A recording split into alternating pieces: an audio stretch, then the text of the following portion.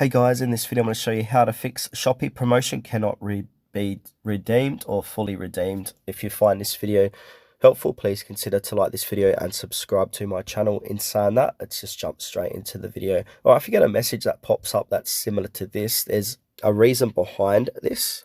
So ensure that the voucher you're trying to use hasn't expired and that your order meets all the requirements such as minimum spend, applicable categories, and or specific sellers. Some vouchers are only valid for certain products or during special promotion periods.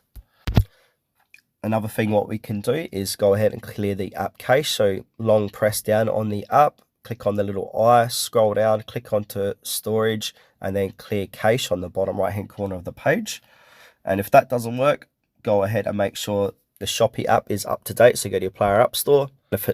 Search for Shopee. If it says update, go ahead and update the app.